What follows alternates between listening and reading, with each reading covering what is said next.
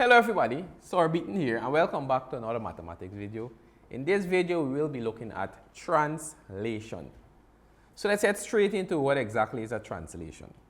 So a translation is the movement along a straight line in a fixed direction without turning. It is described informally as a glide or a slide. So translation is basically moving from one location on the geometric space onto another. You're not rotating the shape, you're not changing its orientation, you're just changing where the shape is to another location. So to describe a translation, just like all the other transformation, we need a key thing.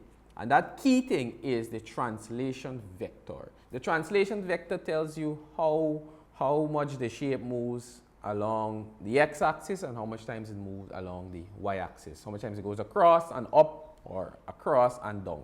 That is what the translation vector tells us. And that is the important thing that we need when we are describing a translation. And the translation vector is in this form, x over y, just like how we know a vector or a 2x1 matrix will look like. That is how a translation vector is. So let's look at the direction on the Cartesian plane. Now, positive value of x denotes the movement on the horizontal axis to the right, and a negative one denotes the movement of the horizontal axis to the left. And a positive y value denotes the positive movement vertically upwards, and the negative value denotes the vertical movement downwards. So let's look at an example. So the example says the line segment has coordinates a 2, 6 and b negative 7, 3 and is mapped under the translation t equals 2, negative 3. Determine the coordinates of a prime and b prime. So you want to perform the translation of this line segment. So let's go. So first we need to draw this line segment. So A is 2, 6. So let me go and draw 2, 6. So we go 2 times across and 6 times up. So here would be the point A. And then we see B is negative 7, 3. So negative 7, so we know here is negative 7. Positive 3, we go 3 times up. So negative 7, 3 would be right here. So here would be B. And then we just connect the points A and B. And that will give us the line segment. And now we want to translate this line segment using the translation vector to negative 3. So that means we're going 2 to the right and 3 times down because it's a positive 2 and a negative 3. So we do that for each point. So for point A, we go 2 times to the right. So we jump 1, 2. And then we go 3 times down. 1, 2, 3. So that point would be right here. And this would be A prime. And for B, we do the same thing. We go 2 times to the right. 1, 2. And then we go 3 times down. 1, 2, 3. Here would be that point. So we call that B prime. Then, of course, we connect the coordinates for the image. And that would give us the translation of the line segment AB. And as you can see, this is probably the easiest of the transformation. We just move each point according to the translation vector. So now let's look at what we do when we want to describe a translation. Remember, the important thing is the translation vector. So we want to describe this transformation that is happening here. So it says rectangle undergoes the translation to a new position. Describe the translation inwards and B as a column vector. So what I will do, I will write a statement to answer both of these questions. So the first thing we can do, we just identify 2 corresponding points. So this is B, so here will be B. So let's describe the movement of the translation vector from the object B to the image of B. So we see I have to go across and then up or down. So in this case, we see we go 1, 2, 3, 4 times across.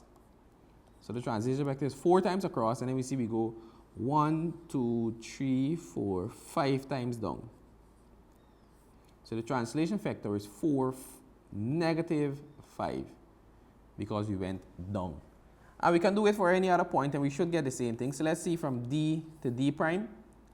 So we see we go 1, 2, 3, 4 times across, and then we go 1, 2, 3, 4, 5 times down. So 4, negative 5.